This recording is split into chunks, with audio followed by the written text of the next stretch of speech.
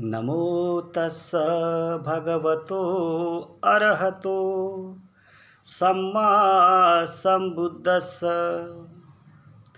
नमो तस्स भगवतो अरहतो सम्मा सम्बुद्धस्स।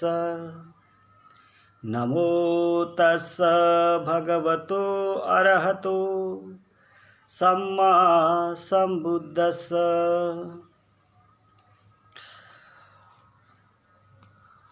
वर्षावास के इस पावन काल में सारे उपासक और उपासिकाएं शील समाधि और प्रज्ञा में प्रतिष्ठापित होके अपना धार्मिक विकास साधने में लगी हुई है।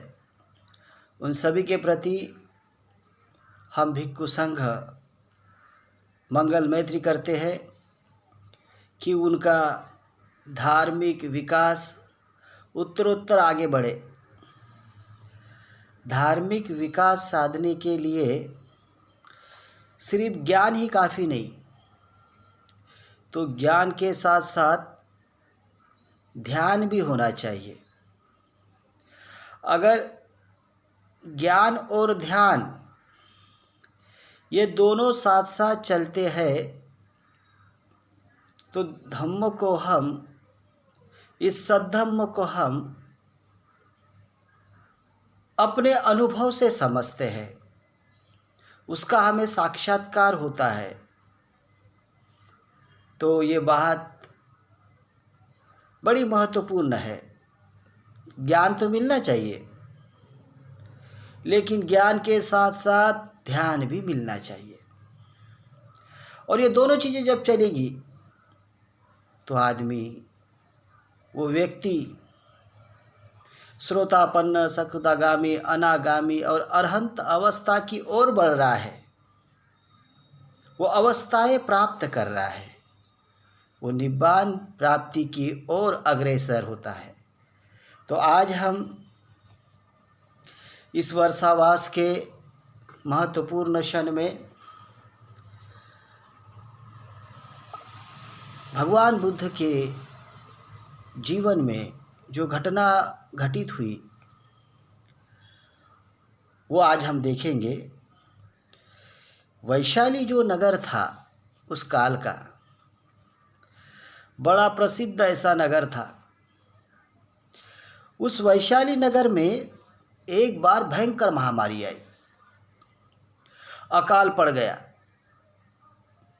बरसात नहीं आई, सारा ज़मीन सूख गया। खेत में जो ज़मीन वो पत्थर की तरह हो गई। अन्न नहीं, धान्य नहीं, लोगों को खाने के लिए कुछ नहीं, मोहताज हो गए लोग। भूख प्यास से लोग तड़पने लगे, जानवर मर रहे, इंसान मर रहे हैं। दुर्गंधी पूरी फैल गई वैशाली नगर में, और ऐसे दुर्गंधी फैलने से बीमारी फैल गई। जिधर उधर बीमारी फैल रही है, लोग हतबल हो गए। क्या करें? ये भयंकर महामारी, ये भूखमरी, ये कष्ट, ये दुख वो सहन कर रहे थे।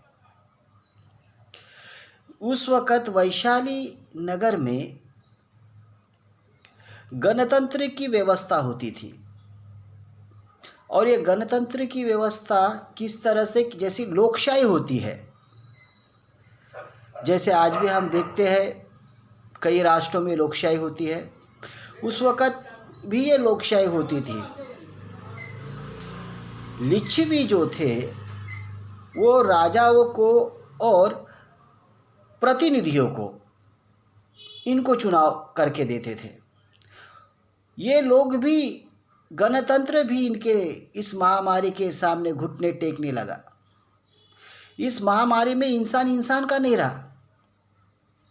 अपना खुद का जीवन बचाने के लिए वो दूसरों को मार रहा है, काट रहा है, पीट रहा है, लूटपाट मच गई, चोरी हो रही है दिन दहाड़े।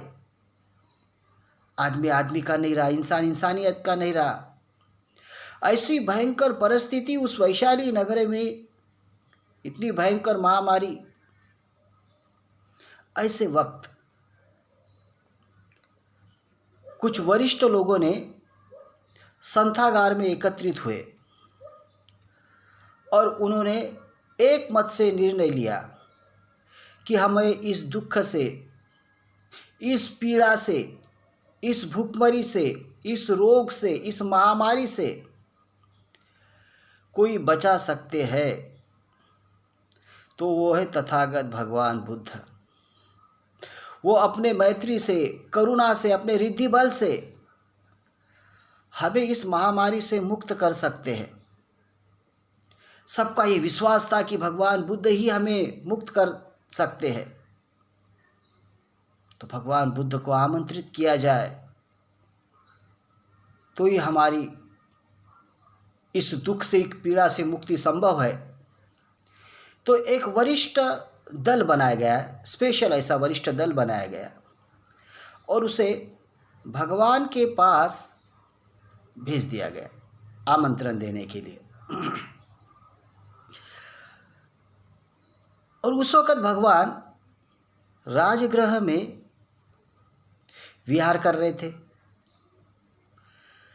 ये सारा दल भगवान के पास गया और भगवान को सारी घटना बताने लगे, किस तरह से हमारे वैशाली पे संकट आया है, किस तरह से हम दुख से लड़ रहे, पीड़ा से लड़ रहे हैं।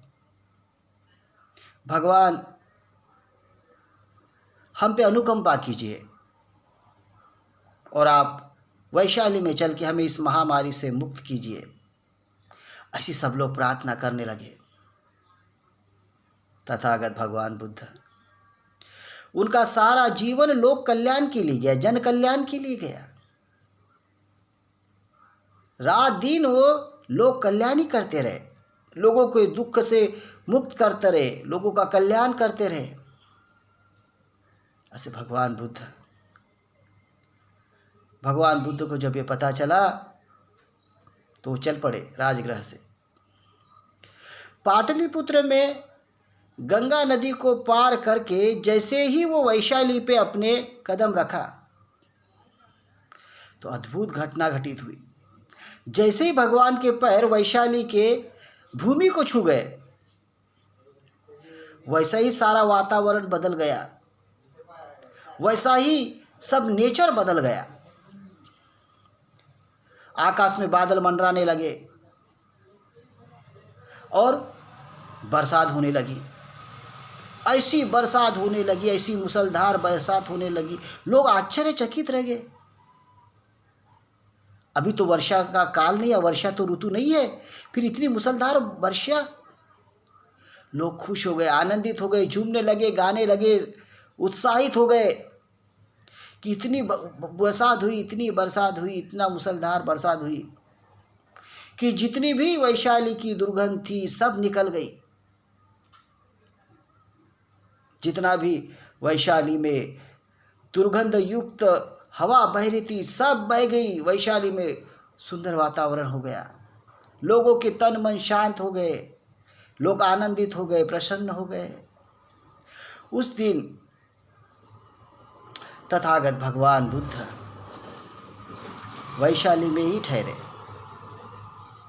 वैशाली के विहार में उन्होंने सभी को रतन सुत्त की देशना दी और साथ में त्रिरत्न बुद्ध धम्म और संघ के रत्न, इनके गुण, इनका वर्णन किया। बुद्ध धम्म संघ के ही प्रभाव से वहाँ पे सुख शांति आई थी। रतन सुत्त के ही प्रभाव से वो सब सुख से नहा गए थे। तथागत भगवान बुद्ध ने अपने उपस्थापक आनंद को आदेश दिया कि आप रतन सुत्त का पाठ कीजिए। भदंता आनंद और भिक्खु संघ ने रात भर रतन सुत्त का पाठ किया। परित्राण पाठ किया और सुबह सारे वैशाली की परिक्रमा करके मंगल मैत्री दिया। तथागत भगवान बुद्ध ने सभी को कहा कि मंगल मैत्री दो। उस मंगल मैत्री के प्रभाव से सारे दुख नष्ट हो गए, सारी पीड़ाएं यातनाएं नष्ट हो गई। लोग फिर खुशहाल हो जिंदगी जीने लगे, लोग फिर खुशियों से जीवन व्यापन करने लगे, बुद्ध धम्म और संघ की जय जयकार करने लगे। भगवान ने जिस वक़्त जो बुद्ध वचन दिए और जिसके वजह से वैशाली के लोगों के सारे दुख, सारी पीड़ाएं, सारे रोग, भूखमरी, ये महामारी से जो मुक्त हुए, तो जो बुद्ध वचन भगवान ने रतन सूत्र की जो देशना दी, जो बुद्ध वचन थे, उसको रतन सूत्र में संग्रहित किया गया। और वो रतन सूत्र में संग्रहित करके आज हम वो रतन सूत्र कहते हैं। वैशाली नगर के सारे दुख, पीड़ा, रोग और महामारी नष्ट हो गई, लोग खुशियों से झूमने लगे। तो ये जो रतन सूत्र का पाठ होता है, ये जो रात भर परित्राण का पाठ किया जाता है, ये बौद्धों की महान ऐसी परंपरा है। आज भी कई बौद्ध राष्ट्रों में 5 दिन का, 10 दिन का, 15 दिन, 1 महीने का, 2 महीने का, जैसा उनको संभव हो। तो हमारे देश में कोई रोग ना आए, कोई पीड़ा ना है, हमारे देश के लोग सुख से रहे, शांति से रहे, कोई भी आपत्ति, विपत्ति, विघ्न, बाधा हमारे देश के ऊपर ना आए, इस भावना से कंटिन्यू परित्राण पाठ करते हैं। ये 2500 साल से हमारे बौद्धों की परंपरा है। हमारे महाराष्ट्र में भी पूर्णिमा के दिन, अमावस्या के दिन रात भर परित्राण पाठ करते हैं। वो नागपुर, चंद्रपुर, अमरावती, मैं खुद उस परित्राण पाठ में शामिल होता हूँ। तो ये बड़ी महान परंपरा है। ऐसी परंपरा कि रात भर परित्राण पाठ, भगवान के जो बुद्ध वचन है उनको फिर से हम अपने वाणी से कहना, रात भर परित्राण पाठ करना। उसके परित्राण पाठ के महान प्रभाव से सारे दुख दूर होते हैं, सारी पीड़ा यातनाएं नष्ट हो जाती है। तो ऐसे ही हमारे श्रद्धावान उपासक उपासिकाओं ने भी अपने शहर में, अपने गांव में, अपने मोहल्ले में, नगर के चौराहे पे ऐसे परित्राण पाठ का आयोजन करें। 5 दिन के लिए करें, 3 दिन के लिए करें, 10 दिन के लिए करें, जैसा हमें संभव हो उस तरह से। और ऐसा आयोजन करने से उपासक उपासिकों या उस नगर के लोगों को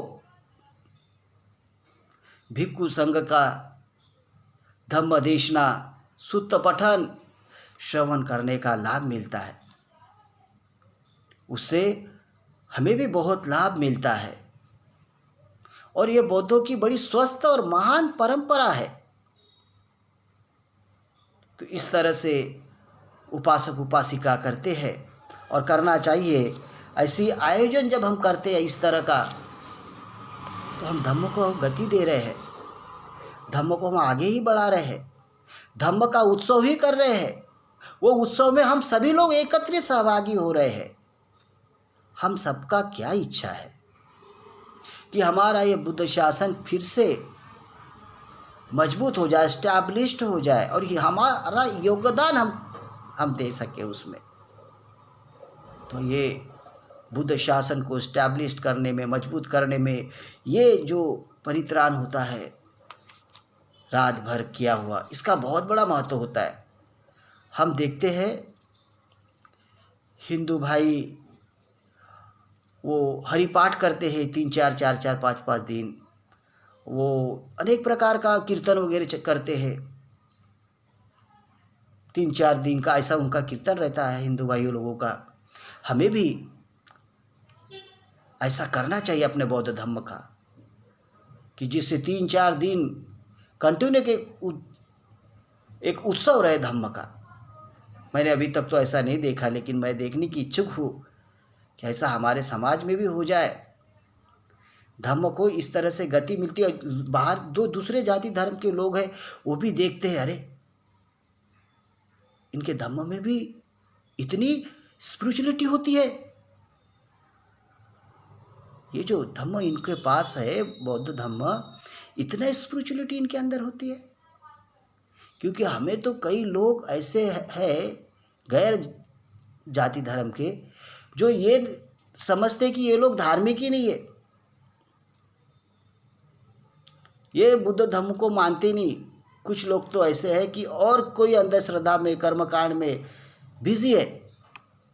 और जो दूसरे जो लोग होते हैं वो तो अपना अपना धर्म का पालन करते, तो वो देखते ये सब चीज़ें कि ये अपने धर्म को तो मानते नहीं, अपने धर्म का तो ये कुछ करते नहीं है, थोड़ा बहुत कर लेते हैं। तो अगर हम ऐसे कुछ करते हैं तो उसका हमारे उन लोगों को भी लाभ मिलेगा जो अभी अज्ञान में जी रहे हैं, जो अभी धर्म क्या उनको पता नहीं है। तो इस तरह से आयोजन करना बहुत अच्छा है। सारा स्थानिक भिक्खु संघ अपने गांव का, अपने शहर का, अपने नगर का बुला के 3 दिन के लिए अच्छा महोत्सव सुबह शाम उसका आयोजन हम कर सकते हैं। और आज भी हम देख रहे हैं कि ये जो रतन सुत्त की देशना भगवान ने वैशाली में दिया उन लोगों को जो दुख से, पीड़ा से पीड़ित थे, जो महामारी से, भूखमरी से ग्रस्त थे, उन लोगों को रतन सुत्त की देशना दिया। वो बुद्ध के जो वचन थे उन्हें रतन सुत्त में संग्रहित किया गया। और आज जो परिस्थिति हम देख रहे हैं कि सारा वर्ल्ड कोरोना वायरस से जूझ रहा है, हमारा भारत भी उससे अछूता नहीं है। हमारा भारत भी इस रोग से जूझ रहा है। श्रद्धालु उपासक उपासिका अपने घर में अपने परिवार के साथ धम्म वंदना करती है, तो रतन सुत्त का भी पाठ करती है, तो उससे वो सारे दुख से, पीड़ा से, रोग से सुरक्षित रहते हैं, सारे बाधाओं से, उपद्रवों से सुरक्षित रहते हैं। तो रतन सूत्र का पाठ बड़ा महत्वपूर्ण होता है। वैसे सारे सूत्र हम कहते हैं उसका अपना अपना लाभ है। तो इस वक्त कई भिक्खु संघ ने अपने उपासक उपासिकाओं को कहा, हमने भी सुना, मैंने भी कई भिक्षु उपासक उपासिकाओं को कहा कि आप लोग रतन सूत्र का भी पाठ अपने घर में कीजिए। और वो श्रद्धावान उपासक उपासिका अपने घर में रतन सूत्र का पाठ कर रहे हैं, बड़े सुख से जी रहे हैं, शांति से जी रहे। भगवान बुद्ध की, धम्म की, संघ की मंगल मैत्री उनके ऊपर सदा बनी रहे, ऐसी हम भिक्खु संघ मंगल मैत्री करते हैं।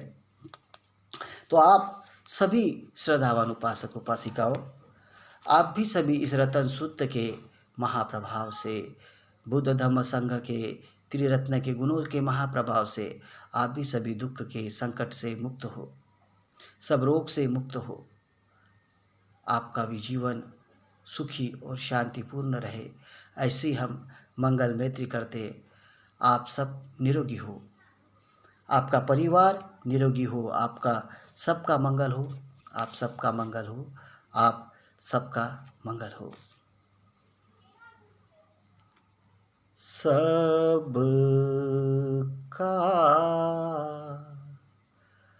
मंगल हो,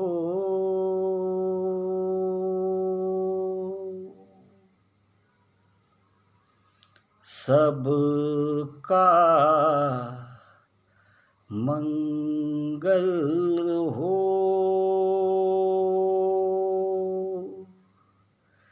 सबका मंगल हो। सबे सत्था